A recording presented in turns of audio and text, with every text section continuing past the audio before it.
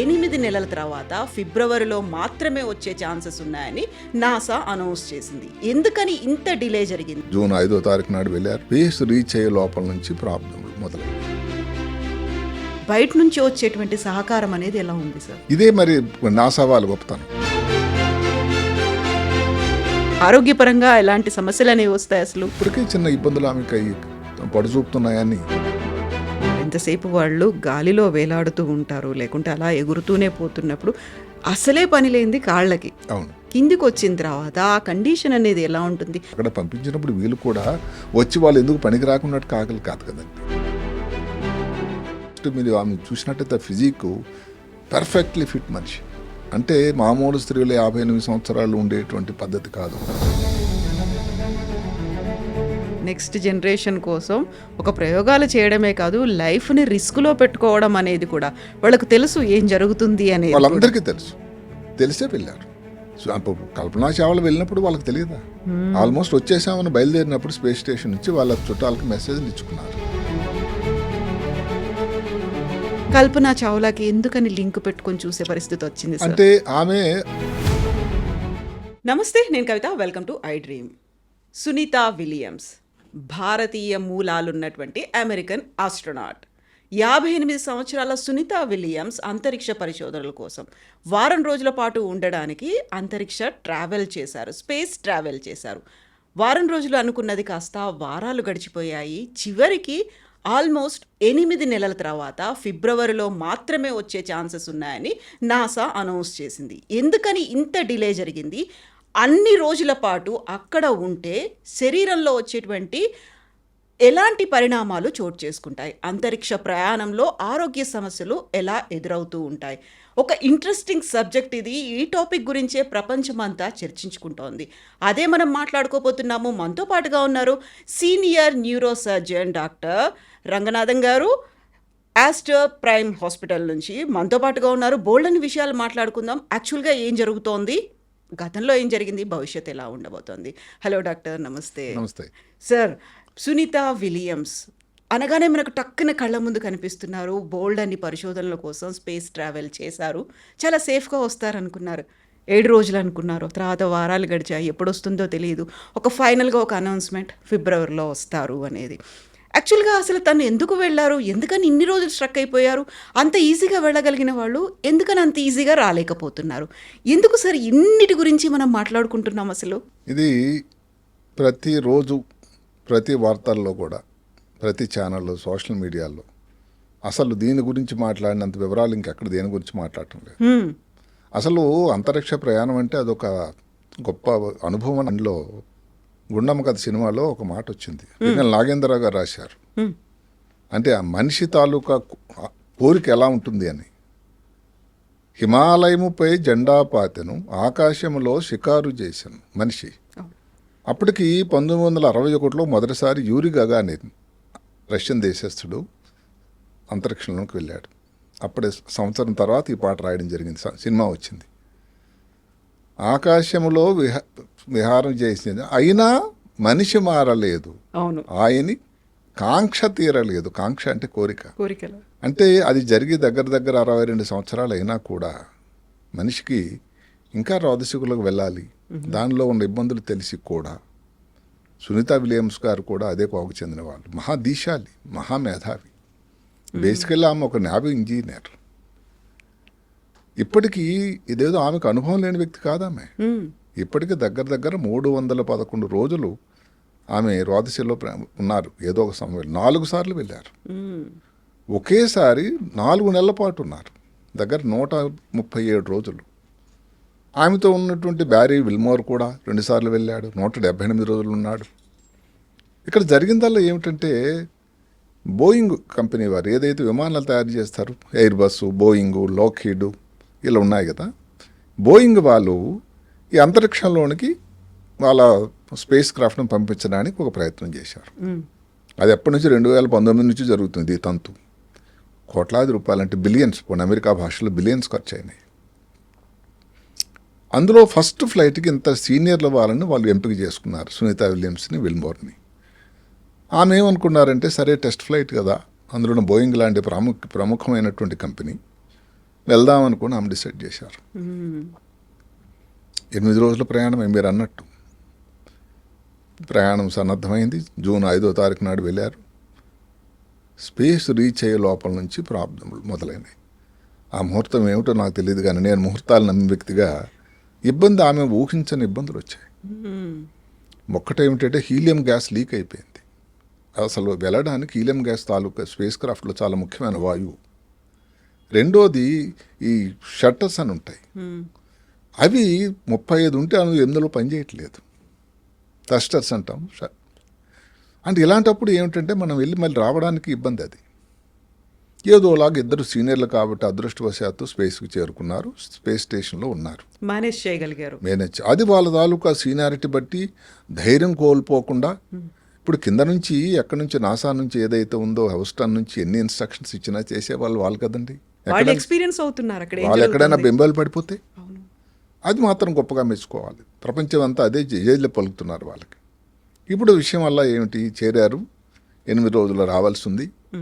ఇప్పుడు రావడానికి ఏ star liner తాలూకా అది ఏదైతే ఉందో, ఏదైతే బోయింగ్ది, అది అంత అనుకూలమైనటువంటి నౌకన కాదా అని పెద్ద డిస్కషన్ జరుగుతుంది. నాసా వాళ్ళు తాలూకా అనుభవంలో ఒక 3 ఫ్లైట్లు, దానిలో క్రూ మెంబర్స్ ఉండి భూమికి దగ్గరలో వచ్చిన తర్వాత పేలిపోవడం, క్రూ మెంబర్స్ చనిపోవడం జరిగింది. అందులో మనం భారతీయ సంతతి వ్యక్తి కల్పనా చావ్లా. ఇవి వాళ్ళకి ఈ మధ్య కాలంలో ఉన్న అనుభవాలు. బోయింగ్ వాళ్ళైతే చెప్పారు ఏం పర్వాలేదండి, తీసుకురావడానికి ఏం ఇబ్బంది లేదు, మేము ధైర్యం చెప్తున్నామని. నాసా వాళ్ళు ఒప్పుకోలేదు. 24వ తారీఖు మొన్న అంటే 2-3 రోజుల క్రితం క్లియర్గా నిర్దిష్టంగా చెప్పారు. మా ప్రకారం నాసా ఎందుకంటే ఈ అమెరికాకి సంబంధించినటువంటి స్పేస్ ట్రావెల్కి ఒక అత్యున్నతమైన సంస్థ, national aeronautics space authority administration, 2 కూడా. వాళ్ళు చెప్పారండి, ఇంకా దానికి వేదం. అక్కడ అమెరికన్ ప్రెసిడెంట్ మాట కూడా లేదు ఇంకా. సో మన 24వ తారీఖు నాడు క్లియర్గా చెప్పారు. అంటే ఇప్పుడు ఏమిటి వాళ్ళకి మిగిలింది, ఇంకో ఫ్లైట్ లేదు. సరిగదా, వాళ్ళు అప్పటికి ఆ చెప్పే లోపల ఒక ప్రత్యామ్నాయం కూడా ఏర్పాటు చేసుకున్నారు. చాలా పద్ధతి. స్పేస్ ఎక్స్ వాళ్ళు వచ్చే నెల అంటే సెప్టెంబర్ 24వ తారీఖున 9th మిషన్ వాళ్ళు వెళ్తున్నారు. చూడండి, ప్రైవేట్ ఛానల్ అయ్యుండి కూడా ఇక్కడ మనం ఎవరిని కూడా ఎలుగెత్తి చాడడానికి కోసం కాదు. ఐడ్రీమ్లోనే ఒకసారి మనం ఆ ఎలన్ మస్క్ గురించి ఒకసారి మాట్లాడుకున్నాం. అంటే ఆయన ఎంత ఎక్సెంట్రిక్ అయినా మహామేధావి. అదే కాక ఆయన అందరూ ఆలోచించే దానికంటే కొన్ని సంవత్సరాల ముందు ఆలోచిస్తాడు. ఇప్పుడు ప్రైవేట్ ఛానల్స్, ఇప్పుడు నాసా అన్నది ఏదో అమెరికన్ సంస్థ, రష్యన్ సంస్థ అన్నట్టయితే రష్యన్ స్పేస్ ఏజెన్సీ, అలాగే కెనడా, జపాన్, ఇలాగ ఈ దేశాలు కూడా ఈ మధ్యన ప్రయాణం చేస్తున్నారు. భారతదేశం 2035 కల్లా ఇస్రో అక్కడ తన స్థావరం ఏర్పరుస్తుంది, ISS అని ఇంటర్నేషనల్ స్పేస్ స్టేషన్లో ఉంటుందని మొన్నే చెప్పారు సోమనాథ్ గారు. అది సంతోషం, మనం వెయిట్ చేయాలి ఆ రోజు కోసం. సో ఈ ప్రైవేట్ వాళ్ళు ఇందులో రంగం చేసిన ఇది ఈ స్పేస్ టూరిజం అని ఒక కాన్సెప్ట్ వచ్చిందండి. మెడికల్ టూరిజం అని ఎలాగైతే మాకు ఎక్కడి నుంచో పేషెంట్లు వస్తున్నారు, సోమాలియా, గానా, టాంజానియా, విదేశాల నుంచి వస్తున్నారు, అదే మాదిరి అంటే బాగా పైసలు ఉన్న వాళ్ళు మేము కూడా స్పేస్కి వెళ్తాం, ఒక సీట్ రిజర్వ్ చేసుకోండి. అందులో భాగంగానే ఇప్పుడు స్పేస్ ఎక్స్ వాళ్ళు ఏదైతే మన మస్క్ గారి కంపెనీ, దాని పేరు స్పేస్ ఎక్స్. అదే కాకుండా అమెజాన్ వాళ్ళది బ్లూ ఆరిజిన్, ఇంకొకటి ఇప్పుడు బోయింగ్ వాళ్ళు ఈ మధ్యన ప్రయత్నం చేశారు. సరే, వర్జిన్ ఎలాక్టిక్ అని ఇంకొక కంపెనీ ఉంది, అమెరికన్ బ్రిటిష్ కంపెనీ కోఆర్డినేషన్తో. ఇంకా వాళ్ళందరూ చిన్న కంపెనీ, ఇంకా మొదలవ్వలేదు. ఇందులో బ్లూ ఆరిజిన్ వాళ్ళు ఒక ప్రయత్నం చేశారు. కానీ నిజంగా నేను నా మార్కులు మాత్రం స్పేస్ ఎక్స్కి వెళ్తాయి సుమా. గత 10 సంవత్సరాల్లో 53 క్రూ మెంబర్స్ వెళ్ళారు. ఐఎస్టీ 9 సార్లు వెళ్ళింది. అంటే మరి వాళ్ళు మెచ్చుకోవాలి కదండి. అంటే ఆ టెక్నాలజీ ఏదో వాళ్ళు పటిష్టంగా ఉంది వాళ్ళకి. ఆ అనుభవం ఏదైతే ఉందో నాసా వాళ్ళు ఏం చెప్పారంటే, లేదు ఎట్టి పరిస్థితుల్లో కూడా స్టార్ లైనర్లో సునీతా విలియమ్స్-విల్మోర్ రావడానికి లేదు, ఛాన్స్ లేదు, మేము అలౌ చేయం. ఈ సెడ్ దాట్. అందుకని మరి ప్రత్యామ్నాయం ఏంటి, ఏదైతే వచ్చే నెల 24వ తారీఖు నాడు స్పేస్ ఎక్స్ క్రూ 9 మిషన్ 9 వెళ్తున్నారో అందులో తిరిగి రావడానికి, అంటే ఇప్పుడు ఏదో మన హైదరాబాద్ నుంచి పక్కన బీబీ నగర్ లేకపోతే పటంచెరు వెళ్ళేటట్టు కాదు కదా. దానికి ఎంతో సరంజామా, వ్యవహారం, కథా కమమిషన్ ఉంటుంది. ఆ స్పేస్ ఎక్స్ కూడా తిరిగి వచ్చేది ఎప్పుడు ఇప్పుడు కాదు. 2025 ఫిబ్రవరి. అంటే ఏమిటి? అందులో వచ్చినా కూడా సునీతా విలియమ్స్-విల్మోర్ 8 నెలల పాటు అంతరిక్షంలో ఉండాలి. ఓ చిన్న సంతోషం కూడా ఏమిటంటే, చాలా పద్ధతిలో స్పేస్ ఎక్స్ వాళ్ళు పెద్ద మనసు చేసుకొని, ప్రైవేట్ అన్నా కూడా ఏదో కాంపిటీషన్ పోకుండా వాళ్ళు ఏం చెప్పారంటే, 4 వెళ్ళాల్సింది క్రూ మెంబర్స్. ఇది నాకు చాలా సంతోషకరమైన పరిణామం. ఐఎస్ఎస్లో కూడా ఇన్ని దేశాల వాళ్ళు ఉండి కూడా, ఇప్పుడు మాటకు అమెరికాకి రష్యాకు పడదు, మాటకి 2 మాటలు ఐఎస్ఎస్ గురించి చెప్పుకుందాం. ఎప్పుడో 1998లో దాన్ని ఏర్పాటు చేశారు. అమెరికాలో వెళ్తున్నారు, కెనడా, జపాను అందరూ ఉన్నారు, యూరోపియన్ యూనియన్, ఈ మధ్యకాలంలో ఇంకో రష్యన్ కూడా ఉన్నాడు. అక్కడ కొట్లాడుకుంటున్నారా? లేదే. అందరూ కలిపి ప్రయోగాలు చేయటం, వాళ్ళ పనుల్లో నిమగ్నమై ఉంటూ ఉంటారు. ఏదైనా ఇబ్బంది వచ్చినప్పుడు కూడా వాళ్ళు సహాయం చేస్తూ ఉంటారు. కోఆపరేషన్. అది ఎంత సంతోషం. మళ్ళీ తర్వాత దేశాల సరిహద్దులు రాలేదు అక్కడ సరిహద్దులు లేవు, ఎల్లలు పోయినాయి. అందరూ ఒకటి, అందరూ స్పేస్ ఆస్ట్రోనాట్స్. అక్కడ చిన్న మాట ఏంటంటే, అమెరికా నుంచి వెళ్ళే వాళ్ళనైతే మిగతా దేశాల వాళ్ళందరికీ ఆస్ట్రోనాట్స్ అని నామకరణం ఉంటే, రష్యా వాళ్ళు తనదైన శైలిలో వాళ్ళని కాస్మోనాట్స్ అంటారు. ఆస్ట్రోనాట్స్ కారు వాళ్ళు. మొత్తం మీద పేరు అదే, బట్ పని జరుగుతున్నది అదే. అక్కడ అందుకని ఈ 4 బదులుగా 2 వెళ్ళి సెప్టెంబర్లో మళ్ళీ అక్కడ ఉండేటువంటి సునీతా విలియమ్స్-విల్మోర్కి కావాల్సినటువంటి కొన్ని పరికరాలు, ఎక్విప్మెంటు, ఫుడ్డు ఇవన్నీ కూడా అక్కడ చేరవేస్తున్నారు. అందుకని 4 బదులుగా 2 వెళ్ళి వాళ్ళు వచ్చేటప్పుడు ఈ 2 కలిపి తిరిగి రావడానికి భూమి మీదకి. ఇది ప్లాన్. సార్, ఇప్పుడు మామూలుగా మనం ఎక్కడికైనా వెళ్తున్నామంటే ఆ ప్రయాణానికి కావలసినట్టుగా మనల్ని మనం సన్నద్ధం చేసుకొని వెళ్తాం. ఏ అవసరాలు ఉంటాయో, మందులు కావచ్చు, మనకు ఫుడ్ కావచ్చు, బట్టలు కావచ్చు, ఇట్లాంటివి తీసుకొని వెళ్తాము. ఒకవేళ అక్కడ ఎక్స్టెండ్ అయిపోయింది, అందుబాటులో మనం తీసుకెళ్ళినవి సరిపోవట్లేవు, కొనుక్కొచ్చుకుంటాం మనం. ఇప్పుడు వెళ్ళినటువంటి అంతరిక్షం స్పేస్ ట్రావెల్లో అలాంటి పరిస్థితులు లేవు అసలు. వెళ్తున్నప్పుడే ఇంధనంలో కావచ్చు, మిగతా పరికరాల్లో కావచ్చు, డ్యామేజ్లు అనేవి అయిపోయాయి, ఫెయిల్యూర్స్ అయినాయి. ఇవన్నీ అయినప్పుడు కూడా సేఫ్గా అక్కడ ల్యాండ్ అయ్యారు. అయిన తర్వాత వాళ్ళు వెతుక్కోవాల్సింది, పర్టికులర్గా ఆక్సిజన్ దగ్గర నుంచి ప్రతిదీ చూసుకోవాల్సినటువంటి అవసరం ఉంటుంది. ఈ పరిస్థితుల్లో వాళ్ళు ఎలా మేనేజ్ చేసుకుంటున్నారు? బయట నుంచి వచ్చేటువంటి సహకారం అనేది ఎలా ఉంది సార్? ఇదే మరి నాసా వాళ్ళు గొప్పతనం. ఆ కోఆర్డినేషన్ చాలా గొప్పగా ఉందని నేను నిజంగా చెప్పాలి. ఎందుకంటే ఇప్పుడు ఇంటర్నేషనల్ స్పేస్ స్టేషన్ ఐఎస్ఎస్లో ఏమిటంటే, అది 356 అడుగులు. అంటే అమెరికన్ ఫుట్బాల్ ఫీల్డ్ అంత చదరం ఉండేటువంటి ఏరియా అండి, అంత పెద్దది. అందులో 6 స్లీపింగ్ క్వార్టర్స్ 6 ఉంటాయి. ట్యూబ్స్ లాగా ఉంటాయి. 2 బాత్రూములు, 2 అందులో ఉండడానికి మామూలుగా ఏమిటంటే 6 నుంచి 7. 6 బెడ్స్ ఉన్నాయంటే 6 ఉంటే అందరికీ ఈజీగా ఉంటుంది కదండి. ఇప్పటికీ 7 ఉన్నారు. ఇప్పుడు సునీతా విలియమ్స్ వారిద్దరు వెళ్ళారు అంటే ఎంతమంది అవుతున్నారు? 9. సరి కదా. ఇప్పుడు రేపు వెళ్ళబోయే స్పేస్ ఎక్స్ వాళ్ళు వెళ్తే ఇంకో 11. అంటే ఎంత అడ్జస్ట్మెంట్ అవ్వాలి. అదే కాకుండా దాంట్లో కొన్ని సిస్టమ్స్, ఏదైతే 1998లో ఇంటర్నేషనల్ స్పేస్ స్టేషన్ తయారు చేసి అక్కడ ఆక్సిజన్ తయారీ సిస్టమ్ కూడా ఒకటి ఉంది ఆటోమేటిక్గా. అదే కాకుండా మనం శ్వాసలో విడిచినప్పుడు ఏదైతే కార్బన్ డైఆక్సైడ్ వస్తుందో దాని రీసైక్లింగ్ సిస్టమ్ ఉంది. 50% ఆక్సిజన్ దాని నుంచి వస్తుంది.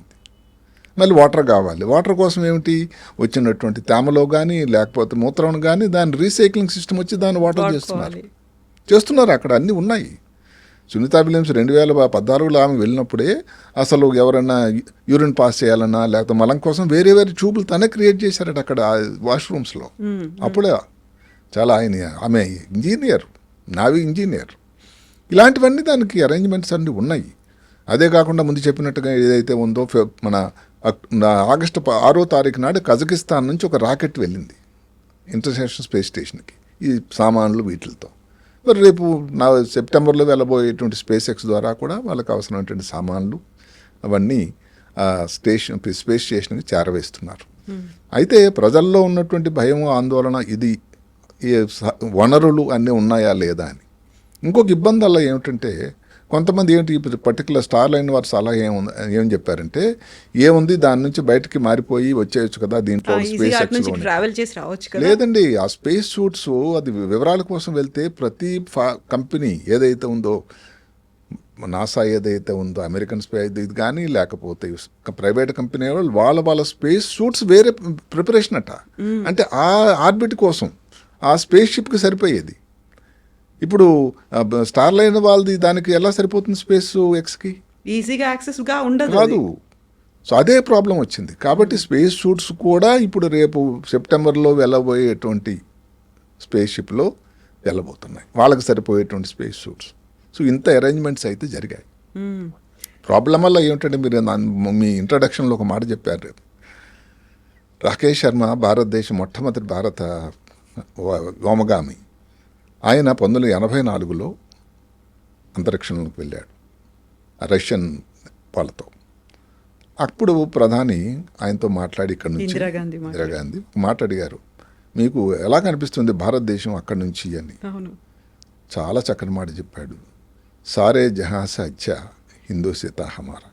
అన్నిటికంటే మేడం నాకు మన దేశం చాలా గొప్పగా కనబడుతుంది అని. ఇలాంటివన్నీ ఒక విషయం అనిపించేటట్టు తిరిగి వచ్చాడు. కానీ అతను మీరు గమనించాల్సింది ఏంటంటే రాకేష్ శర్మ ఉన్నది 7 రోజులు 18 గంటలు 48 నిమిషాలు, అంటే పూర్తిగా 8 రోజులు కూడా కాదు. ఇక్కడ మరి సునీత వాళ్ళు ఇద్దరు కూడా ఉండాల్సింది 8 నెలలు. కాబట్టి ఇప్పుడు ప్రజల్లో ఉండేటువంటి ఆందోళన, భయం కూడా. ఇవి నేను వస్తూనే ఈ విల్మోర్ వాళ్ళ అమ్మాయి ఒక ఇంటర్వ్యూ ఇచ్చింది, చిన్న వీడియో. అంటే ఆ కుటుంబ వ్యక్తులు కూడా వాళ్ళకి ఎంత సహకారం ఉంటుంది అని. లేదు మా నాన్న చాలా ధైర్యం, ఆయనకు అన్నీ ఇవన్నీ తెలుసు, మేమేం వర్రీ అవటం లేదు, ఆయన వచ్చేస్తాడు. I really appreciated the courage. నిజంగా అక్కడ వెళ్ళినటువంటి ఆ ఇద్దరు వ్యోమగాములకే కాదు, వాళ్ళ ఫ్యామిలీ మెంబర్స్ కూడా అదే కాన్ఫిడెన్స్ ఉండాలి, అంత సపోర్ట్ కూడా వాళ్ళు ఇవ్వాల్సిన అవసరం ఉంటుంది. అంటే ఇప్పటికేమిటంటే మనం ఇందాక చెప్పుకున్నట్టుగా సునీత గారు 4 సార్లు వెళ్ళారు, విల్మోర్ గారు 2 సార్లు వెళ్ళారు. 311 రోజుల అనుభవం దానికి, 178 రోజుల అనుభవం ఈయనకి విల్మోర్కి ఉంది. కాబట్టి మనం సురక్షితంగా తిరిగి వద్దామని మన అందరం కూడా వాళ్ళు వస్తారని మనం కోరుకుందాం. Exactly sir. ఇప్పుడు Boeing for the first time పంపిస్తుంది అనుకున్నప్పుడు హెసిటేషన్ అనేది లేకుండా ఈ ఇద్దరు ఎస్ వీఆర్ రెడీ అన్నట్టుగా బయలుదేరి వాళ్ళు వెళ్ళారు. ఫర్దర్గా భవిష్యత్తులో జరగబోయేటువంటి పరిశోధనల కోసం మేము వెళ్తున్నాము అనే ఒక కాన్ఫిడెన్స్ వీళ్ళకి ఇవ్వగలిగి వాళ్ళు అలాగే వెళ్ళారు. దానికి బోయింగ్ వాళ్ళు స్టార్లు అయిన వారు జీవితాంతం ఉండపడి ఉండాలి. Exactly sir. సునీత విలియమ్స్ ఏదో మొదటి రోజు వెళ్తున్నట్టు వ్యోమగామి కారు, విల్మోర్ గారు కూడా కాదు. సింపుల్గా వద్దనొచ్చు, అవును, కానీ అది వెనకంజం వేయడం వాళ్ళకి ఆ వీళ్ళలోనే లేదండి, ఆ జాతకంలోనే అంత ధైర్యవంతులు. సరే 8 రోజుల ప్రయాణమే కదా, కొత్త కంపెనీ, మనం వాళ్ళకి సహాయం చేద్దామని ఒకే ఒక ఆలోచనతో ఇద్దరు కూడా అందులోనికి అడుగెట్టారు. సరే ఇబ్బందులు మనం మాట్లాడుకున్నాం. సార్ ఇప్పుడు అంతకాలం అక్కడికి ఉండాలి అని ప్రిపేర్డ్గా అయితే వాళ్ళు లేరు, బట్ వెళ్ళారు. వెళ్ళిన తర్వాత కావాల్సినటువంటి అరేంజ్మెంట్స్ ఎక్స్టర్నల్గా జరుగుతున్నాయి. జరిగినప్పటికీ ఇంటర్నల్గా, సైకలాజికల్గా, హెల్త్ పరంగా బోల్డ్ అని మార్పులు చేర్పులు ఉంటాయి. ఆబ్వియస్గా భూమి మీద ఉన్నటువంటి వాతావరణం అక్కడ కనిపించదు. గ్రావిటీ పరంగా చూసుకున్నప్పటికీ తేలుతూ ఉండాలి, ఎగురుతూ కనిపించాలి. ఇవన్నిటితో పాటుగా వచ్చేటువంటి బాడీలో చేంజెస్ అనేవి ఉంటాయి. 8 నెలల పాటు అక్కడ ఉండడం అనేది ఎలాంటి ఎఫెక్ట్స్ చూపిస్తుంది సార్? ఆరోగ్యపరంగా ఎలాంటి సమస్యలు అనేవి వస్తాయి? అసలు చాలా ఆరోగ్యపరంగా ఉన్నాయి సమస్యలు. అయితే ఏమిటంటే ఇక్కడ ఇంతకుముందు వాళ్ళు వచ్చి సంతోషంగా వచ్చేసారు, సుఖంగా ఉన్నారు మొన్నటి వరకు. అదే కాకుండా ఒకేసారి ఏది ఇంతకుముందు కూడా ఇలాగా ఈ ఎక్స్టెండెడ్ స్టే అంటారు, అంటే అనుకోకుండా ఒక పర్టికులర్ రోజులు అనుకొని ఒక వ్యక్తి రష్యా నుంచి సెర్జీ క్రికలోవ్ అని ఒక ఆయన వెళ్ళి అప్పుడే సోవియట్ యూనియన్ వెళ్ళాడు. ఇంక విడిపోలేదు, ఆయన వెళ్ళేసరికి సోవియట్ యూనియన్ ఉంది, వచ్చేసరికి వెళ్ళేస్తే తర్వాత మొదలైంది ఇక్కడ గొడవ. అప్పుడు విడిపోయింది, రష్యా వచ్చింది. సో ఇక్కడ కింద అతలాకుతలంగా ఉంది, ఆయన రాలేకపోయాడు. 311 రోజులు ఉండాల్సి వచ్చింది, అంటే దగ్గర సంవత్సరం పాటు. అప్పుడు అందరూ యూనియన్ గా కలిసి పంపించారు, ఇప్పుడు ఆయన విడిగా వచ్చాడు. అయినా రష్యా వాళ్ళు తీసుకురావడం, ఆ తర్వాత కూడా ఇప్పుడు మీరు నమ్మరు, క్రికలో పుతిన్కి రైట్ హ్యాండెడ్ మ్యాన్గా ఉన్నాడట మాస్కోలో. అంటే ఆరోగ్యపరంగా నిజంగా పెద్ద ఇబ్బందులు లేవు. అయితే ఎవరికి వస్తాయో ఆరోగ్యం అని మనం చెప్పలేము. ఇంకా అందరికంటే వ్యాలరీ ప్రెవకావ్ అని ఒక ఆయన ఒకేసారి 435 రోజులు ఉన్నాడు సింగిల్ రన్. అది రికార్డు ఈ రోజు కూడా. మళ్ళీ అతను కూడా రష్యనే. అంటే ఫస్ట్ వెళ్ళడం కానీ, ఎక్కువ రోజు ఉండడం కానీ, ఎక్స్టెండెడ్ స్టే కానీ ఏదైనా రష్యన్సే.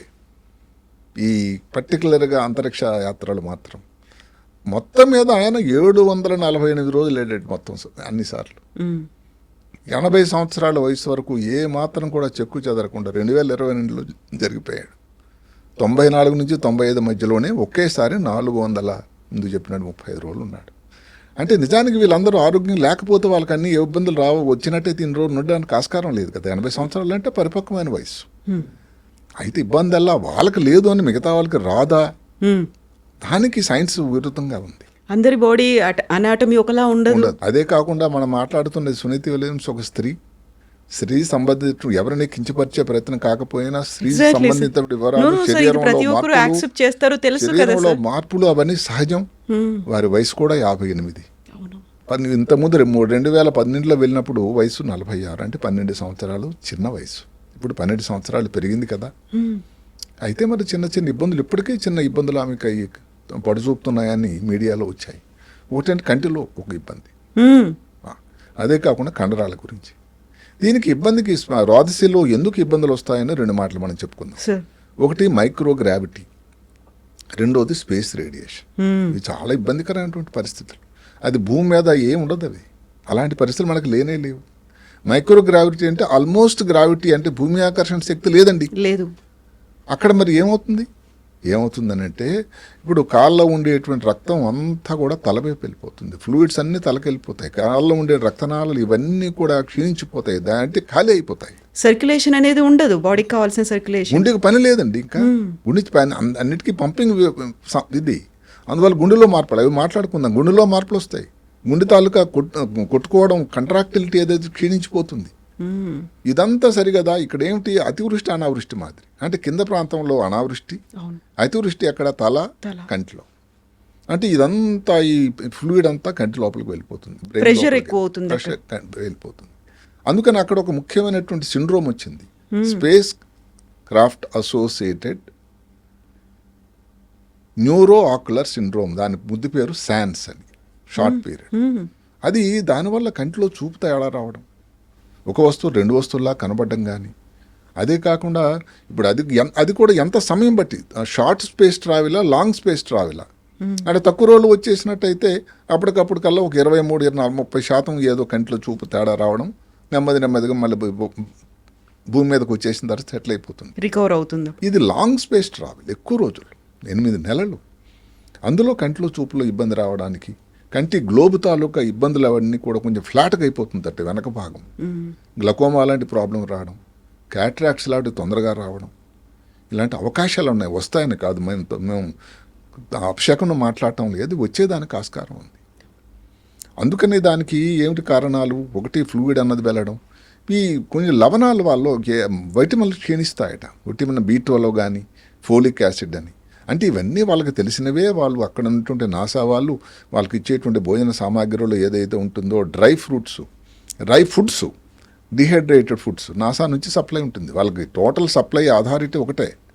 అందులో ఇవన్నీ కూడా దాన్ని రూపొందించి ఉంచుతారు, సప్లిమెంట్స్ లాగా టైం టు టైం వాళ్ళకి ఉంటుంది.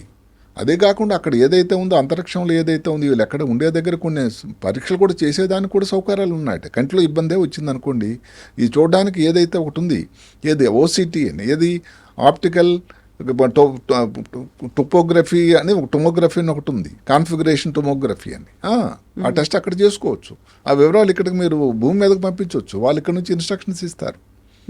అదే కాకుండా అక్కడ ఉండే వాళ్ళు ఏమిటి, ఈ స్విమ్మింగ్కి వెళ్ళేటప్పుడు పెట్టుకునే గాగుల్స్ లాంటివో, లేకపోతే కాంటాక్ట్ లెన్సెసో ఇలాంటివి పెట్టుకోమని, ఏదైతే కాస్మిక్ రేస్ దాని తాలూకా ప్రమాదం రాకుండా. అలా కొన్ని మందులను కూడా వేసుకోవచ్చు అని కూడా చెప్తారు. సో అప్పుడే సునీత విలియం గారు కొంచెం ఈ కంటిలో ఇబ్బందులు చెప్పారు అని ఒక కథనం. అదే కాకుండా కండరాలు, ఇప్పుడు ఏదైతే ఇప్పుడు మనం నిలబడాలనుకోండి, మనం అందరం ఏంటి కాళ్ళ మీద నిలబడతాం, ఎందుకంటే భూమి ఆకర్షణ శక్తి వల్ల. ఇప్పుడు ఆ భూమి ఆకర్షణ శక్తి అవసరమే లేదు కదండి. అక్కడ పాసిరి కోసం ఏమిటి, దానంతరం అదే ఉంటారు, వాళ్ళు తేలాడుతూ ఉంటారు, మనకు కనబడతారు. అప్పుడు కండరాలకి బోన్స్కి పని ఏంటి, కండరాలు వీక్ అయిపోతాయి రోజు వాటిని యూజ్ లేకపోయేసరికి. డిస్యూజ్ అట్రఫీ అంటాం, అట్రఫీ డిస్యూజ్. అలాగే బోన్స్ మెత్తగా అయిపోతాయి, బోన్స్ నెమ్మదిగా, ఇంకా దాంట్లో ఉండేటువంటి కాల్షియం తాలూకు లవణం సాంద్రత తగ్గిపోతూ ఉంటుంది. ఏమన్నా కానీ చిన్న దెబ్బలు తగిలినా ఫ్రాక్చర్ అయ్యేటువంటి అవకాశాలు ఉన్నాయి. అంటే ఇన్ని ఇబ్బందులు బోన్స్లో కూడా వస్తున్నాయి. ఇప్పటికీ కండరాల్లో, కంటిలో కూడా వారికి ప్రాబ్లము ఉందని మనకు తెలిసింది. మీరు బ్రెయిన్ అన్నారు, బ్రెయిన్ చాలా ముఖ్యం. అన్నిటికంటే పైభాగం సృష్టికర్త ఎందుకు అమర్చాడంటే ఆయన తెలుసు అది ఎంత ముఖ్యమైన అవయవం అని. మరి దాని మీద ఒకేసారి ఇంత ఫ్లూయిడ్, ఇంత బ్లడ్ వెళ్ళి సంధిస్తుందే, దానివల్ల ఇంక్రీజ్డ్ ఇంట్రాక్రైనల్ ప్రెషర్, అంటే బ్రెయిన్లో ట్యూమర్ లాంటి తయారైతే వచ్చేటువంటి మార్పులే వస్తుంటాయి. తలనొప్పి, వాంతులు, ఏది స్పేస్ సిక్నెస్ అని, స్పేస్ హెడేక్ అని, ఇందాక చెప్పినటువంటి కంటిలో చూపు, కంటి దృష్టి మాంద్యం కావడం, ఇలాంటి ఇబ్బందులు, ఫిట్స్ లాగా రావడం. అక్కడ ఫిట్సే వచ్చింది అనుకోండి, దాని మందులే వెళ్తారు, వాళ్ళు రెడీ అవుతారు అయినా కానీ. అదే కాకుండా ఇందా మీరు చెప్పారు సాలిటరీ కన్ఫైన్మెంట్ అంటే, అది చిన్న ప్లేస్లో ఉండాలి, ఎవరు చుట్టాలతో మాట్లాడి. ఇప్పుడు నయం ఇంకా సాధనాలు పెరిగాయి కాబట్టి రోజు మాట్లాడుతూ చెప్పారు. బిల్మోర్ కానీ సులేంతా విలియమ్స్ వాళ్ళ కుటుంబ సభ్యులతో ప్రతిరోజు మాట్లాడుతున్నారట. సో పాతకాలంలో ఇప్పుడైతే 70లో 80లో ఉండేటువంటి ఇబ్బందులు కొంచెం తక్కువైనాయి, సాధనాలు పెరిగాయి. సో అదే కాకుండా కన్ఫైన్మెంట్ అయితే మిత్రులను కలవడానికి లేదు, కూర్చొని మీటింగ్ పెట్టడానికి లేదు. అది ఇంకా నిద్ర అన్నిటికంటే ముఖ్యమండి. ఎందుకు, ఈ సిర్కాడిక్ రిథం మారిపోతూ ఉంటుంది. ఎవరు అమెరికానో ఇంగ్లాండ్ అయితే తక్కువ ప్రయాణం, పోనీ అమెరికా వేసుకోండి 22 గంటల ప్రయాణం. వెళ్ళొచ్చిన తర్వాత జట్టు ప్రాబ్లం అండి, నేను 3 రోజులు అసలు మనిషిని కాలేకపోయానండి, 4 రోజులు అంటారు. అలాంటిది ఇంటర్నేషనల్ స్పేస్ స్టేషన్ 258 మైళ్ళు భూమి ఉపరితలం మీద ఉంది. ఇంత దూరం ప్రయాణం చేసి ఆ సౌండు అదంతా, ఇది ఎంత ఇబ్బంది అండి. దానివల్ల నిద్ర తాలూకా మార్పులు వచ్చేవు. అందరికీ మేము రోజు చెప్తూ ఉంటాం న్యూరో సైంటిస్ట్గా ఏమిటంటే, నిద్ర చాలా ముఖ్యమయ్యా, పేదవాడికైనా నిద్ర చాలా ముఖ్యం, భగవంతుడు ఇచ్చిన వరము అని. కానీ నిద్ర తాలూకా రిథం మారిపోతుంది కదా అక్కడ. అదే కాకుండా ఈ బ్రెయిన్లో వచ్చినటువంటి మార్పుల వల్ల ఏది డిప్రెషన్, యాంగ్జైటీ, అసలు బయటకు వచ్చి భూమి మీదకు మళ్ళీ వచ్చిన తర్వాత సైకాట్రిక్ కన్సల్టేషన్ తీసుకున్నటువంటి కొంతమంది, ఆ వివరాలు మనకి ఇంకా రాలేదు కానీ కొన్ని సన్నివేశాలు కూడా ఉన్నాయట. ఇప్పుడు గుండెకు వచ్చేటట్టయితే గుండెలో ఇప్పుడు ఇందాక చెప్పినట్టుగా గుండె కథల కండరాలకు పని లేకుండా అయిపోయింది. అది పంపది, ఇప్పుడు పంప పని లేదు, అక్కడ రక్త ప్రసరణ అవ్వట్లేదు కదండి, ఇక్కడ నుంచి అంతా ఖాళీ అయిపోయింది. దానివల్ల కార్డియక్ ఫైబ్రోసిస్ అంటారు. అంటే అలా నెమ్మదిగా పని లేకుండా అయిపోతుంది, క్షీణించిపోతుంది. రక్తనాళాల్లో తొందరగా ఎథెరోస్క్లెరోసిస్, ఏదైతే మనం హార్ట్ అటాక్లు రావడానికి ముందుగా ఈ కొలెస్ట్రాల్ అనేది పేరుకుపోతుందని చెప్పుకుంటాం, ఎందుకు అవుతుంది అని, అది తొందరగా తయారవుతుందట. అక్కడ ఉండేటువంటి రక్తనాళాలు గట్టిపడిపోతున్నాయి. ఇలాంటి ఇబ్బందులు. అలాగే కార్డియక్ ఒకసారి హైపర్ట్రోఫీ, ముందు ఫైబ్రోసిస్ కాకుండా సైజు కూడా పెరిగిపోవచ్చు. అంటే మామూలుగా దానికంటే ఎక్కువ ఒకేసారి పని చేయాల్సి వస్తుంది. ఇలాంటి ఇబ్బందులు గుండెలో వస్తున్నాయి. గుండె ఏదైనా కానీ కొట్టుకునే తీరు కూడా మార్పు రావచ్చు. ఊపిరితిత్తుల్లో అయితే సరే, ఈ రెస్పిరేషన్, ఇవన్నీ కూడా వాళ్ళు వెళ్ళే ముందు పరీక్షలు చేస్తారండి. చాలా కఠినమైన పద్ధతి, అంత ఆషామాషి కాదు. ఏది రాదసికి వెళ్ళాలంటే దానికి వాళ్ళకి ఎంతో ట్రైనింగు, పరీక్షలు, వెళ్ళే చాలా పరీక్షలు చేస్తారు. స్త్రీలకు వచ్చే మ్యామోగ్రఫీ లాంటిది, లేకపోతే కొలనోస్కోపీ, ఇలా మగవాళ్ళకి అన్నట్టయితే ప్రాస్టేట్కి సంబంధించినటువంటి పిఏఎస్, ఇది ఎంజైము, ప్రాస్టేట్లో ఏమైనా గ్రంథిలో తేడా ఉందా, ఎందుకు, అక్కడ ఉండేటువంటి రేడియేషన్ వల్ల ఇలాంటి క్యాన్సర్లు రావడానికి అవకాశం ఉంది. సరే, ఇప్పుడు సునీత విలియమ్స్కి 58 years, మెనోపాజ్ అనేది అయిపోయిన తర్వాత మహిళల్లో సాధారణంగానే బోల్డ్ అంతా హెల్త్ పరంగా చూసుకుంటే చాలా మార్పులు వస్తాయి, బోల్డ్ అంత ఇంపాక్ట్ కనిపిస్తుంది. ఆ ఏజ్లో మన వాళ్ళు 60 ఏళ్ళు వచ్చాయి అంటే తీసుకోవాల్సిన జాగ్రత్తలు చాలా తీసుకోమని చెప్తుంటారు. కాల్షియం తీసుకోవాలి, లేకపోతే దానికి కావాల్సినట్టు మీరు చెప్పినట్టుగా ఫోలిక్ యాసిడ్, ఐరన్, ఇలాంటివన్నీ తీసుకోవాల్సినటువంటి అవసరం ఉంటుంది, లేకపోతే బాడీ అంతా గుల్లబారిపోయినట్టు అవుతుంది. ఇవన్నీ అనుకున్నప్పుడు ఇక్కడ మనముండే వాళ్ళకి ఇన్ని జాగ్రత్తలు తీసుకోమని మీరు చెప్తున్నప్పుడు పైకి అక్కడికి వెళ్ళారు, అంతరిక్షంలో ఉన్నారు, ఇన్ని రోజులు అవుతోంది. ఏజ్ రిలేటెడ్గా చూసుకుంటే నాకు తెలిసి 58 కాస్త తనకి అక్కడే ఉన్నప్పుడు 59 కూడా రావచ్చు.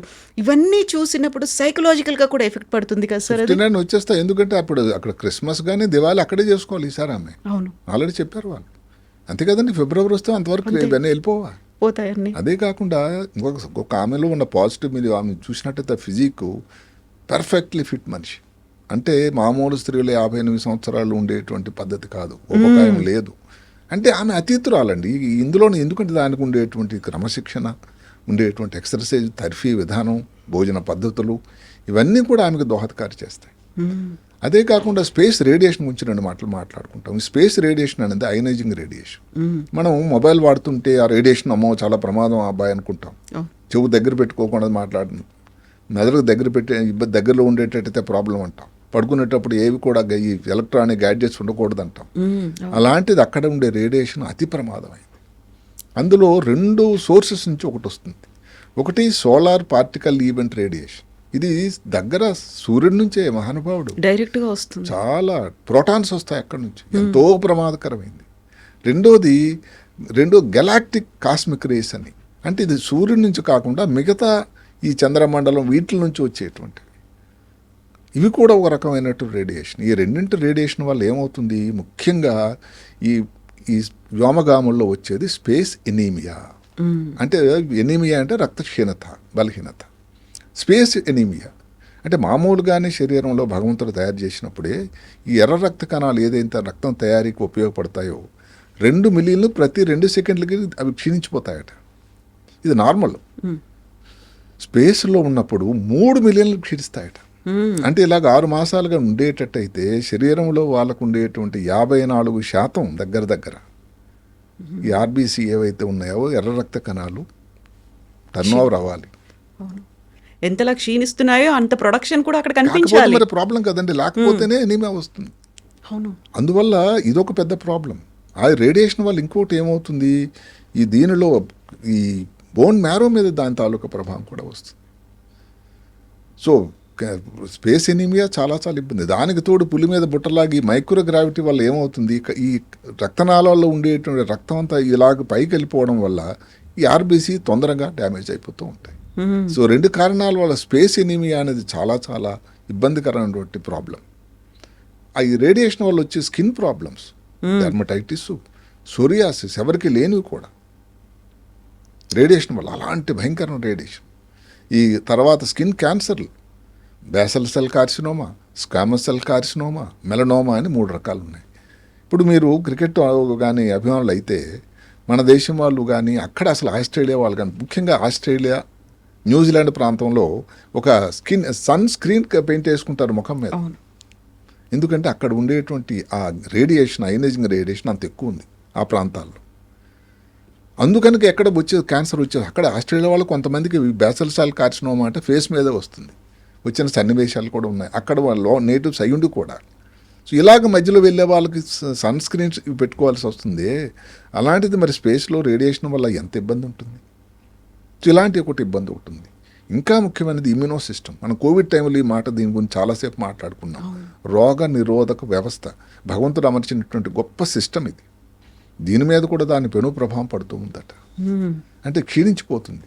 కొన్ని ఆటో ఇమ్యూన్ డిజీజెస్ అని, అంటే ఏదైతే రోగ నిరోధక వ్యవస్థ క్షీణించినప్పుడు, ఇప్పుడు తెల్ల రక్త కణాలు పనితనం లోపించినా కానీ వచ్చేటువంటి ఇబ్బందులు ఇవి ఏమిటి, ఎస్ఎల్ఈ అని, రొమటాయిడ్ ఆర్థరైటిస్ అని, పాలిఆర్థరైటిస్ నొడోజా అని ఆటో ఇమ్యూన్ డిజీజ్ అంటాం. అసలు ఎవరికి రాకూడదు జబ్బులు అనుకుంటాం. దానికి ఈరోజు కూడా 100% మందులు లేవు. రొమటాలజిస్ట్ అనే వాళ్ళు డీల్ చేస్తారు. అలాంటి ఇబ్బందులు వచ్చేదానికి ఆస్కారం ఉంది. అదే కాకుండా ఈ రోగ నిరోధక వ్యవస్థ క్షీణించడం వల్ల ఆపర్చునిటీస్ ఇన్ఫెక్షన్, వైరల్ ఇన్ఫెక్షన్ దాడి చేస్తాయట. ఎప్స్టీన్ బార్ వైరస్ అని, వారిసెల్లా జోస్టర్ వైరస్ అని, ఇలాంటి ఇబ్బందులు వాళ్ళకి రావడానికి ఆస్కారం ఉంది. వాళ్ళ వూండ్ హీలింగ్ కూడా స్లో అయిపోతుందండి. దెబ్బే తగిలింది అనుకోండి, కింద భూమి మీద ఉంటే ఏదో కట్టుకట్టేసి కొంచెం మందులు తీసుకుంటే అయిపోయింది. అక్కడ ఏదైతే ఇవన్నీ కూడా ఇబ్బందుల వల్ల దెబ్బ తగిలిన వూండ్ హీలింగ్ అనేది చాలా స్లో ఉంటుంది. అంటే ఇమ్యూన్ సిస్టమ్ మీద కూడా దాని తాలూకా ప్రభావం పడింది. ఊపిరితిత్తుల మీద కూడా మనం చెప్పుకున్నాం. రక్తం మీద ఆల్రెడీ ఎనీమియా అని చెప్పుకున్నాం. బ్రెయిన్ మీద, కంటి మీద అయితే సరే. అంటే బోన్ మీద చెప్పుకున్నాం, కండరాల మీద చెప్పుకున్నాం. ఏ వ్యవస్థ శరీరంలో ఉండేటువంటి ఒక అవయవం మీద కూడా దీని ఇబ్బంది లేదు సుమా అని లేదు. సో ఇలాంటి పరిస్థితుల్లో సార్ ఎంతసేపు వాళ్ళు గాలిలో వేలాడుతూ ఉంటారు, లేకుంటే అలా ఎగురుతూనే పోతున్నప్పుడు అసలే పని లేనిది కాళ్ళకి. అవును. కిందికి వచ్చిన తర్వాత ఆ కండిషన్ అనేది ఎలా ఉంటుంది? నడవగలగడం కావచ్చు, లేకపోతే ఆ ఫ్లెక్సిబిలిటీ అనేది వస్తుందంటారా? వస్తుంది. ఎందుకంటే అది నాసా తాలూకా ప్రయోగం. ఇప్పుడు లాంగ్ డిస్టెన్స్ స్పేస్ వాళ్ళకి కనీసం 30 రోజులు ఇలాంటి అక్కడ ఒక సిస్టమ్ క్రియేట్ చేసి, ఏది జీరో గ్రావిటీలో మైనస్ గ్రావిటీలో ఎక్స్పెరిమెంట్లుగా వాళ్ళని చేసి పెట్టేది. ఉదాహరణకి మీరు నమ్మండి, మిగతా వాళ్ళ వివరాలు తెలియదు కానీ మనం రాకేష్ శర్మ గారు వెళ్ళినప్పుడు రావిష్ మల్హోత్రా అని ఇంకొక ఆయన కూడా అతను స్టాండ్ బై పెట్టారు. మరి సెలక్షన్ చేసింది రాకేష్ శర్మకే ఛాన్స్ వచ్చింది. స్టాండ్ బై ఆయన వెళ్ళలేకపోయాడు. అంటే ఏమిటి, ఏ కారణాల వల్ల మనకు వివరాలు తెలియకపోయినా ఆ ఫిట్నెస్ అనేది ఒక పెద్ద క్రైటీరియా. అంటే మళ్ళీ ఇలాంటి ఇబ్బందులు రాకూడదండి. ఇప్పుడు అక్కడ పంపించినప్పుడు వీళ్ళు కూడా వచ్చి వాళ్ళు ఎందుకు పనికి రాకున్నట్టు కాదు కదండి.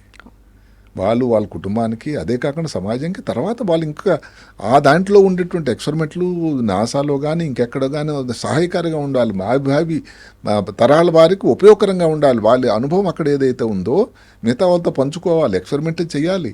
అక్కడ ఉన్న ఇలాంటి ఇబ్బందులు ఇరుక్కుపోయాము, ఏం చేసామన్నట్టు ఎక్కడైనా లెక్చర్ ఇచ్చాడు అనుకోండి, అక్కడ ఉన్న యంగ్స్టర్స్కి అది ఎంత స్ఫూర్తిదాయకం అవుతుందండి. ఇప్పటి వరకు 696 మంది వెళ్ళారు, 76 మంది వ్యోమగాములు ఇంటర్నేషనల్ స్పేస్ స్టేషన్కి, 19 మంది జరిగిపోయారు. అంటే మోర్టాలిటీ అంటే మరణాల తాలూకు శాతం 2.8%.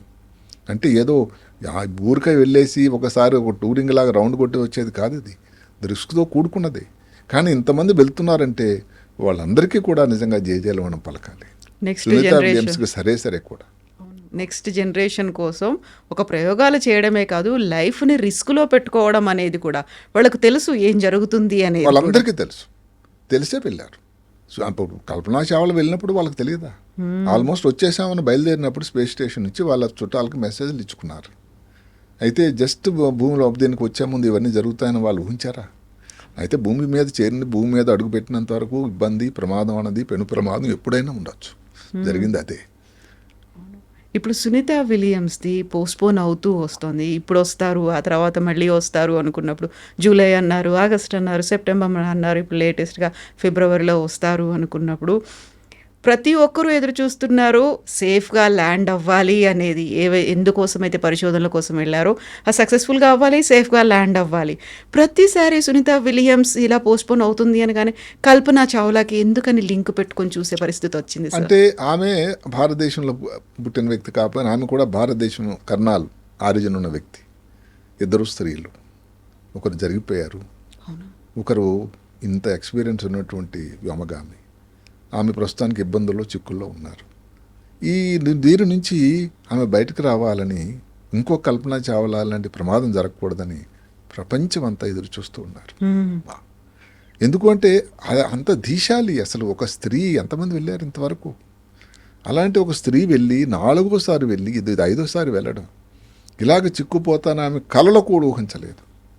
ఎందుకంటే ఆ ప్లానింగ్లో 8 రోజులు ఉండడమే. ఎక్కడ 8 రోజులు, 3 మంది చెప్పినట్టుగా 8 నెలలు అయిపోతుందండి. అయితే ఏంటంటే ఇక్కడ ఉంటుండే పరిస్థితులు 1961లో యూరి గగారం వెళ్ళినప్పుడు, 2024లో ఇప్పుడు వీళ్ళు వెళ్ళినప్పుడు సైన్స్ చాలా ప్రగతి చెందింది. కాబట్టి ఏ ఇబ్బందిని అన్నా వాళ్ళు ఎదుర్కోవడానికి దానికి అనువైనటువంటి ఆల్టర్నేటివ్స్ అన్నీ కూడా అందుబాటులో ఉన్నాయి. కాబట్టి నేను కోరుకోవడం ఏమిటంటే, అనుకోవడం కూడాను, సునీతా విలియమ్స్, విల్మోర్ ఇద్దరు కూడా సురక్షితంగా 2025లో ఫిబ్రవరిలో స్పేస్ ఎక్స్లోనే తిరిగి వస్తారని నేను అనుకుంటున్నాను. ఇంకేది పక్కన జరుగుతుంటే ఆయన ఊరుకుంటాడా ఎలాన్ మస్క్? లేదే. రేపు 27వ తారీఖు ఈ నెల పొలారిస్ డాన్ అని ఒకటి పెట్టాడు. అది దేనికోసం అండి? స్వదేశంలోకి వెళ్ళడమే కాకుండా మామూలుగా అందరు ఇక్కడ ఉండేది 250 మైళ్ళలో, అక్కడ 450 మైళ్ళలో నడక చేయడానికి ఒక 4 వెళ్తున్నారు. ఇంతకు మించి అంటారు. ఇంతకు మించి అంటే ఇంకా ఎంత ఇబ్బందులు ఉంటాయో చూడండి. అయినా ఆలోచన అలాంటిది. ఎందుకు ముందు 2030కి ఇదే ఎలన్ మస్క్ గారు ఏం చెప్పారంటే, మార్స్ మీద మేము ప్రవేశిస్తాం, అక్కడ ఒక కాలనీ తయారు చేస్తాం ప్రజలు ఉండడానికి, అక్కడికి టూరిజం ఏదైతే ఉందో స్పేస్ టూరిజం వెళ్ళాలి చేసిన వాళ్ళందరికీ మేము టికెట్లు రెడీ చేస్తున్నామని చెప్పాడు. కానీ ఆయన చేసినటువంటి పద్ధతులు, ఈ సక్సెస్ఫుల్ ఏదైతే స్పేస్ ఎక్స్ మిషన్స్ నిజంగా సాధిస్తాడా అని నాకైతే అనిపిస్తుంది. సార్, మీరు ఇప్పుడు ఒక మాట అన్నారు, సైన్స్ బాగా అభివృద్ధి చెందింది, టెక్నాలజికల్గా చాలా ముందుకు వెళ్తోంది అనుకున్నప్పుడు మళ్ళీ అదే ప్రశ్న ఉదయిస్తుంది. 8 రోజులు అనుకున్న వాళ్ళు 8 వారాలు గడిచిపోయి 8 నెలల దాకా వెళ్ళాల్సి వస్తుంది. అంత డ్యూరేషన్ ఎందుకుంది? ఇంతగా అభివృద్ధి చెందాము, ఇంతగా ముందుకు వెళ్ళాము అనుకున్నప్పుడు, ఇన్ని రకాల కంపెనీలు వచ్చాయి, ఇన్ని రకాల ఎక్స్పెరిమెంట్స్ జరుగుతున్నాయి అనుకున్నప్పుడు ఫిబ్రవరి ఎందుకు, ఇంకా ముందుకు ఎందుకు జరగలేకపోతుంది అనేది? అది టెక్నికల్ హిచ్ అండి. ఏమిటా టెక్నికల్ హిచ్? ఫస్ట్ స్టార్ లైనర్లో టెక్నికల్ హిచ్ వచ్చింది. ఎందుకంటే వాళ్ళు కూడా ఊహించలేదు. బోయింగ్ వాళ్ళేం ఆషామాషి కంపెనీ కాదు. ప్రపంచంలో ఒకప్పుడు అతిపెద్ద ఎక్కువ విమానాలు తయారు చేసేటువంటి సంస్థ అమెరికాలో ఉన్నటువంటి సంస్థ. మరి అలాంటికి వరుస వాళ్ళకి ఇబ్బందులు వచ్చాయి. ఇప్పుడు ఇది స్టార్ లైన్లో ఇబ్బంది అయింది. ఆ మధ్యకాలంలోనే 747 గొప్ప ఫ్లైట్ తయారు చేశారు వాళ్ళు. మధ్య మార్గంలో ఒక డోర్ ఓపెన్ అయిపోయింది, విరిగిపోయింది. ఎంత ఇబ్బంది అండి, ఎంత పరువు నష్టం. అంటే అంతా కలిపి ఒక్క స్టార్ లైనర్ ప్రోగ్రామ్ కోసమే బోయింగ్ వాళ్ళకి దగ్గర 10 బిలియన్ల డాలర్స్ లాస్ అయినాయట. అంటే ఎంత లాస్? అంటే వాళ్ళకి ముందే కానీ ఇవన్నీ ఊహిస్తే చేయరు కదా. అదే కాకుండా ఈ దీంట్లో స్పేస్ ట్రావెల్లో అది ఏదో టైమింగ్ ఉంది. ఇంకా మనకు వివరాలు అంత పూర్తిగా తెలియదు, కానీ మీరు అడగొచ్చు సింపుల్గా. ఇంకోటి ఏదో స్పేస్ ట్రావెల్ పంపించేసి ఎందుకు తీసుకురావడం లేదు కదా, పని అయిపోయింది కదా ఒక పని అని. అది ఎందుకు అంత సింపుల్గా లేదు? ఎందుకంటే మా స్పేస్ ఎక్స్ వీళ్ళకి దానికోసం అనున్నటువంటి విధానాలు, విధి విధానం వాళ్ళు తయారు చేసినప్పుడు అలాగే ఎప్పుడు పడితే ఒక రిటర్న్ ట్రిప్ లాగా చేయడానికి ఆస్కారం లేదు. మరి లేకపోతే ఇప్పుడు నుంచి వెళ్ళి ఇంకొక 8 నెలలు అక్కడ ఉండాలంటే టోటల్గా పోనీ 6 నెలలు. అది అలాంటి పరిస్థితులు తప్పనిసరి అయితే తప్ప నాసా వాళ్ళు మాత్రం ఎందుకు తప్పనిసరిగా చేస్తారు? అది మనం గమనించాలి. ఇది చాలా టెక్నికాలిటీస్ ఇష్యూస్. అది ఇక్కడేదో స్పేస్ ఎక్స్ లేకపోతే బోయింగ్కి ఉన్నట్టు వైరం కోసం కాదు ఇక్కడ. అసలు అక్కడ ఒకసారి స్పేస్ స్టేషన్కి వెళ్తే అక్కడ వైరమే లేదండి. ముందు చెప్పినట్టుగానే అక్కడే పక్కనే కెనడియన్ పక్కనే ఈ బెడ్సే షేర్ చేసుకుంటారు. ఇందాక చెప్పినట్టుగానే 6 ఉన్నాయి కదా, ఏది స్లీపింగ్ క్వార్టర్స్ అని. 2 వాష్రూమ్స్ ఉన్నాయి. 9 మంది ఉండండి, 7 మంది ఉండండి, అవే షేర్ చేసుకోవాలి కదా. సార్, ఇప్పుడు అనుకోకుండా ఇలాంటివి ఏవో డిస్టర్బెన్సెస్ వస్తాయి. ఇమ్మీడియట్గా మనం సైకలాజికల్గా డౌన్ అయిపోతాం, ఒక డిప్రెషన్లోకి వెళ్ళిపోతూ ఉంటాము. దానికి మెడిటేషన్ చేసుకోండి, చాలా కూల్గా ఉండండి, రిలాక్స్డ్గా ఉండండి, హ్యాపీగా పడుకోండి, ఇలాంటివన్నీ డాక్టర్లు చెప్తూ ఉంటారు. అవును, చేయగలిగే వాళ్ళు చేస్తూ ఉంటారు, లేకపోతే దాని ఎఫెక్ట్స్ అనేవి కనిపిస్తుంటాయి. అక్కడికి వెళ్ళిన తర్వాత రోజు ఇలా డిలే అయిపోతుంది, ఇంకొన్ని నెలలు మళ్ళీ ఇక్కడే మనం ఉండాలి, ఎదురు చూస్తూ ఉండాలి. అట్ ద సేమ్ టైం అక్కడ ఉన్నందుకు మళ్ళీ వాళ్ళు చేయాల్సినటువంటి ప్రయోగాలు ఇవన్నీ చేస్తూనే ఉంటారు. అది ఈవెన్ కొత్తగా వెళ్ళే వాళ్ళకి కూడా మెంటల్లీ ప్రిపేర్ అయ్యే దానికి పెద్ద అదే ముందు చెప్పాను కదా. ఏం చేస్తారు సార్ వాళ్ళు? ఎలా బ్యాలెన్స్ చేసుకుంటారు వాళ్ళని వాళ్ళు? అంటే అక్కడ ఉండేటువంటి వాతావరణం, స్పేస్లో ఉండే వాతావరణం ఇక్కడ నుంచి పెట్టి మెడిటేషన్ కానీ, లేకపోతే రిలాక్సింగ్గా ఉండడం కానీ, అక్కడ ఉండేటువంటి మ్యూజిక్ ఏదో పద్ధతిలో వినుకోవడం కానీ, ఏదో ఒకటి సన్నద్ధాలు వాళ్ళు అవుతారు. ఏది ఎందుకంటే అలాగని ఇప్పుడు మాటకు 4 సార్లు వెళ్ళినప్పుడు 4 సార్లు కూడా వాళ్ళకి అంత రోజులు ఉండాల్సి వచ్చిందా సునీత విలియమ్స్? అందువల్ల ఏంటంటే దానికి సన్నద్ధమై నాసాలోనే తయారీలోనే ఇవన్నీ కూడా వాళ్ళు ముందు నుంచి అయిన తర్వాతే మరి చిన్న పరీక్షలు అంటే అందరికి వచ్చేసాయి క్యాన్సర్లు. మరి ప్రాస్టేట్ క్యాన్సర్ రాకుండా ఉండడానికని ముందు ఎందుకు టెస్టులు చేయటం? ఎందుకంటే కాలోరెక్టల్ క్యాన్సర్, రక్తంలో వామగాముల కోసం ఈ రేడియేషన్ వల్ల ఒక 3లో ఒకరికి రావడానికి ఆస్కారం ఉందట క్యాన్సర్. స్కిన్ క్యాన్సర్ అయితే సరే. ఇలాంటివన్నీ ఇబ్బందులు ఉన్నాయి. కొన్ని సెల్ఫ్ లిమిటింగ్ ఉన్నాయి. ఉదాహరణ గుండె మీద అనుకున్నాం ప్రాబ్లమ్స్, అది మళ్ళీ భూమి మీదకి రాగానే కొన్ని రోజుల తర్వాత సెటిల్ అయిపోవడానికి ఆస్కారం ఉందట. కాల్లో కండరాలు అంటే క్షీణించిన కండరాలు ఒరిజినల్గా అయిపోవడం తొందరగా కాకపోయినా నెమ్మది కాలు భూమి మీద వేయగానే కొంచెం ఆన్నట్టు ఒక ఫీలింగ్ అయితే వస్తుందట. అది పెద్ద ప్రాబ్లం. ఇంకా అది కూడా వాళ్ళు భూమి మీదకి రాగానే ఏదో ఇంటికి పంపించి వెళ్ళిపోరు కదండి వాళ్ళని పిల్లల్ని చూడడానికి. దానికి మళ్ళీ అక్కడ ఉండేటువంటి నాసాలోని ప్రయోగశాలలో అక్కడుండే వాతావరణానికి పూర్తిగా అనుకూలమైన తర్వాతే వాళ్ళ కుటుంబ మిత్రుల్ని, కుటుంబ సభ్యులను కలవడానికి ఇంత ముందు కూడా జరిగేటువంటి రేడియేషన్ జోన్ లోంచి బయటికి రావాలి, ఇక్కడ అట్మాస్ఫియర్ మళ్ళీ రేడియేషన్ మిగతా వాళ్ళకి ఇవ్వకూడదు, ఎక్స్పోజ్ అవ్వకూడదు వాళ్ళు. సో ఇన్ని విషయాలు ఉన్నాయి. అది ఒక పెద్ద ప్రక్రియ, పెద్ద సైన్సు. అంటే ఎంత అనుభవం వచ్చిన కొలది ఇంత ఉపయోగం ఉంటుంది. అదే కాకుండా ఇప్పుడు దగ్గరలో ఏమిటంటే ఇప్పుడు ప్రతి రంగంలోనికి ఆర్టిఫిషియల్ ఇంటెలిజెన్స్ రంగప్రవేశం చేసింది. ఆర్టిఫిషియల్ ఇంటెలిజెన్స్ పెద్ద ఎత్తున రాబోతుంది. ఎందుకంటే వీళ్ళకు ఉండేటువంటి అనుభవాలు ఇవన్నీ జరిగినటువంటివి, అవన్నీ వాళ్ళు డేటా రెడీ అయిపోతూ ఉంటుంది. డేటా బట్టి ఏదైనా ఇలాంటి ఇబ్బందులు వచ్చినప్పుడు ఏం చేయాలి మీరు అన్నట్టు క్వశ్చన్ డెఫినెట్గా మనకి దిశానిర్దేశం చేస్తుందని ఆర్టిఫిషియల్ ఇంటెలిజెన్స్. ప్రాబ్లం వల్ల ఏంటంటే డేటా అన్నది తక్కువ ఉంది. సంవత్సరానికి ఎంతమంది వెళ్తారు తెలుసా మీకు? నమ్మరు. ఇన్ని దేశాల్లో ప్రయత్నించి 12 మంది వెళ్తారట సంవత్సరానికి. 3 నెలలకు 3, అంటే సంవత్సరానికి 12 మంది వెళ్ళి వాళ్ళ అనుభవాలు, వాళ్ళు పడిన ఇబ్బందులు ఇవన్నీ కూడా ఎంత డేటా వస్తుందండి. కాబట్టి ఆర్టిఫిషియల్ ఇంటెలిజెన్స్ కూడా ఇంకా పని పడుతుంది. అంటే పాత డేటా కానీ అయితే ఇక్కడ అవన్నీ కంప్యూటర్ సాధనాల ద్వారా చేసినాయి కాబట్టి పాత డేటా కానీ ఎక్కడ ఉంటుంది కాబట్టి అక్యుములేట్ అయ్యి అవన్నీ అనలైజ్ చేసినట్టయితే డెఫినెట్గా ఆర్టిఫిషియల్ ఇంటెలిజెన్స్ మన ముందు అంటే ఇలాంటి టెక్నికల్ ప్రాబ్లం వచ్చింది, ఆ షట్టర్స్ ఓపెన్ అవ్వట్లేదు, దానికి ఏం చేయాలి, హీలియం గ్యాస్ లీక్ అయింది, దానికి ఇవన్నీ కూడా వాళ్ళు ఆన్సర్ చెప్పగలిగినటువంటి సన్నివేశాలు వస్తాయని అందరూ అనుకుంటున్నారు. సో భవిష్యత్ అన్నది ఏదైతే ఉందో రోదసీ దీనికి యాత్రకి అదంత ప్రమాదకరం శాతం తగ్గిపోతూ ఉంటుందేమో, ఎక్కువ రోజులు వెళ్ళి ఉండేదానికి అవుతుందేమో అని నేను అనుకుంటున్నాను. ఎందుకంటే ఈ 1998లో స్టార్ట్ చేసినటువంటి ఇంటర్నేషనల్ స్పేస్ స్టేషను 2050 కల్లా తీసేస్తారట. అప్పుడు ఇంకా దానికంటే పెద్ద స్టేషన్ రెడీ చేస్తారు. అంటే అందరూ కూడా వాళ్ళ తాలూకా పనితనం బట్టి అక్కడ ఒక్కొక్క విడిది ఏర్పాటు చేసుకుంటూ ఉంటారు. వాళ్ళ అడుగుజాడలు అక్కడ ఉంటాయి. 2035 కల్లా ఇస్రో వాళ్ళు మళ్ళీ భారతదేశం తాలూకా జెండా అక్కడ ఎగరవేయబోతున్నారు. ఇందాక చెప్పినట్టుగానే కెనడా వాళ్ళు, జపాన్ వాళ్ళు ఆల్రెడీ ఉన్నారు. వీళ్ళందరూ కలిసి సంఘీభావంతో స్పేస్ యాత్ర ఇంకా కొంచెం శుభతరంగా కుశలంగా ఉంటుందని నేను అనుకుంటున్నాను. అందులోనూ ఇంత పెద్ద ఎక్స్పెరిమెంట్ చేస్తున్నారు కాబట్టి ఎక్స్పెక్ట్ ద అన్ఎక్స్పెక్టెడ్ అనే మాట, ఇవన్నీ కూడా ముందు ఆలోచించుకొని కూడా ఉంటారు. ఇదేదో ఊరికే అన్ఎక్స్పెక్టెడ్ అంటే మనం ఏదో ఎగ్జామ్కి వెళ్ళినప్పుడు ఫస్ట్ వస్తుంది అనుకోండి, సెకండ్ వచ్చినప్పుడు అంత అన్ఎక్స్పెక్టెడ్ కాదు ఇది. దానికి ఎన్నో నెలల ప్రయత్నం అండి. ఎంతమందిని వ్యోమగాములు సంవత్సరాల ముందు సెలక్షన్ చేస్తారు, చేసి వాళ్ళకి తర్ఫీదిస్తారు ఇన్ని నెలలు. అంటే అక్కడ ఉండేటువంటి వాతావరణం నాసాలో, హూస్టన్లో క్రియేట్ చేస్తారు. రష్యా వాళ్ళైతే రష్యా అక్కడ చేస్తారు. కాబట్టి అక్కడికి వెళ్ళేది ఊరికే టక్కమని వెళ్ళి ఏదో కొత్త విషయానికి ఎక్స్పోజ్ అయిపోవడానికి ఆస్కారం లేదు. సార్, మనం ఇన్ని రకాలుగా వచ్చేటువంటి ఆరోగ్య సమస్యల గురించి మాట్లాడుకుంటున్నప్పుడు తీసుకున్న ఆహారం ఎక్కువగా డ్రైయే తీసుకుంటూ ఉంటారు. దాంతోపాటుగా అక్కడ ఉన్నటువంటి అట్మాస్ఫియర్, ఇవన్నీ గ్యాస్ట్రో ఇంటెస్టినల్ ప్రాబ్లమ్స్ మీద ఏమన్నా ఎఫెక్ట్ చూపిస్తుందంటారా? ఉంటాయండి. ఇప్పుడు ఉదాహరణకి స్పేస్ డయేరియా అని ఒకటి ఉంది. అంటే స్పేస్లో వెళ్ళడం వల్ల డయేరియా వస్తుంది కొంతమందికి. అదే కాకుండా ముందు మనం చెప్పినట్టుగా ఏమిటంటే ఈ గ్యాస్ట్రోఇంటెస్టినల్ సిస్టమ్ ఏదో పేగుల్లో ఒక ఫ్లోరా, మైక్రోబియల్ ఫ్లోరా అని ఉంటుంది, ఉపయోగకరమైంది, అవసరమైంది అది. అంటే మనం ఏదైనా పొరపాటున అక్కడ ఫుడ్ తీసుకున్నా కానీ దాన్ని సెట్ చేసేటువంటిది ఒక సిస్టమ్, డిఫెన్స్ మెకానిజం ఉండాలి కదా. ఆ డిఫెన్స్ మెకానిజం క్షీణిస్తుంది.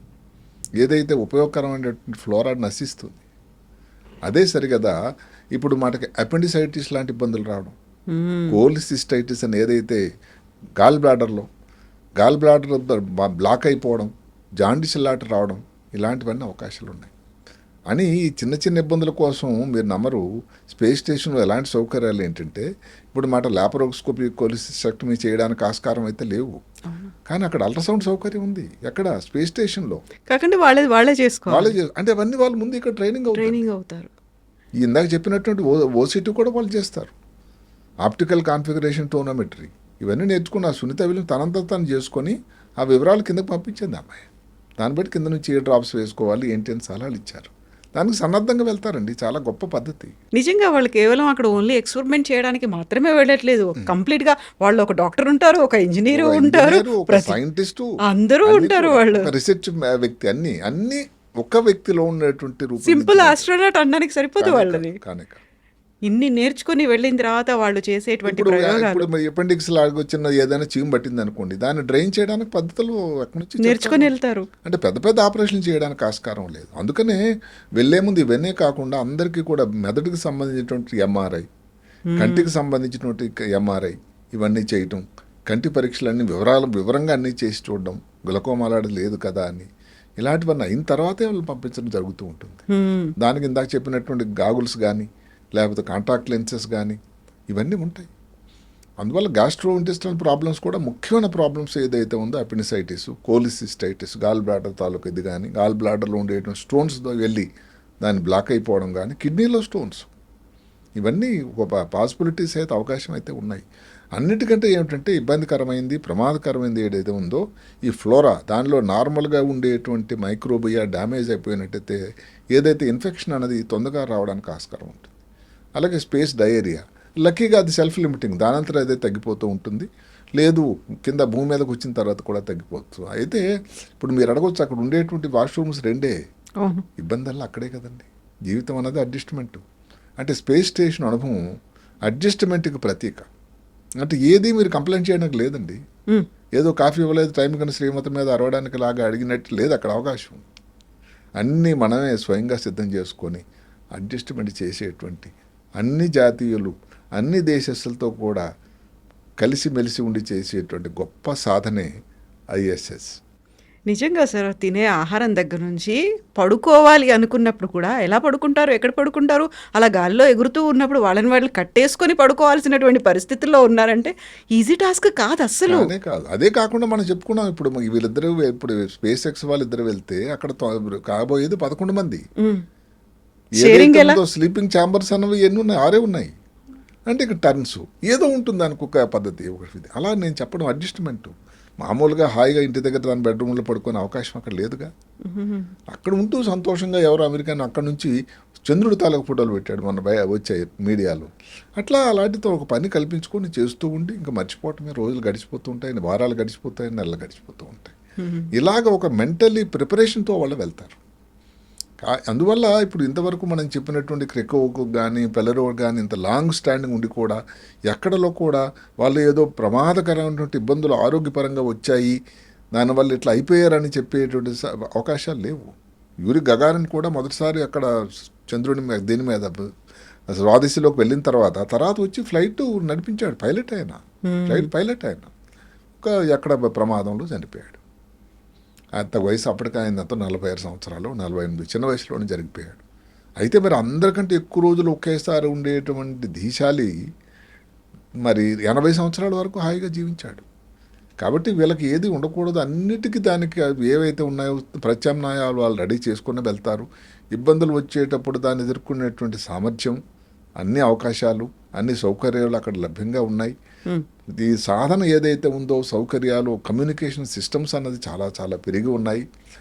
నాసాలో ఉండేవాళ్ళు 24/7 అండి పని వాళ్ళకి, అదేను బై రొటేషన్. సో వాళ్ళకి అవసరమైనటువంటి ప్రతి వివరాలు చిన్నవో పెద్దవో కూడా వాళ్ళకి ఇండికేషన్ ఇస్తూనే ఉంటారు.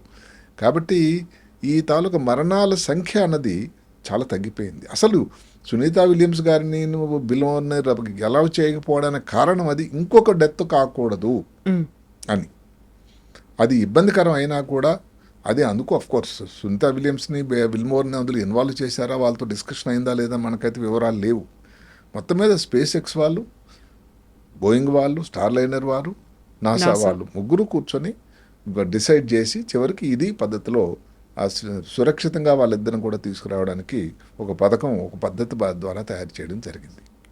Sir thank you so much sir. ఇప్పుడు మనం ఫిబ్రవరిలోనే రావాలి అని కోరుకోవాలి, అట్ ద సేమ్ టైం చాలా సేఫ్గా కూడా ల్యాండ్ అవ్వాలి. ఆ తర్వాత వాళ్ళకి ఎలాంటి హెల్త్ ప్రాబ్లమ్స్ లేకుండా హ్యాపీ లైఫ్ లీడ్ చేయాలి. ప్రపంచం అంతటా కూడా అన్ని జాతుల వారు, అన్ని తెగల వారు, అన్ని దేశస్తుల వారు కూడా ఈ క్షణం కోసమే. ఎందుకంటే ఇది చాలా అందరికీ కూడా పరీక్షా సమయం. అంటే ముందు వెళ్ళబోయే వామగాములు అందరికీ ఇది ఒక పరీక్ష. అందరూ ఎదురు చూస్తున్నారు, అన్ని దేశాల వాళ్ళు కూడా ఎదురు చూస్తున్నారు. అంతా క్షేమంగా జరుగుతుందని నేను ఆశావాహిని నేను అనుకుంటున్నాను. ఎస్ సార్, మేము కూడా అదే కోరుకుంటున్నాం సార్, క్షేమంగా రావాలి అనేది. Thank you so much sir. Right. Thank you.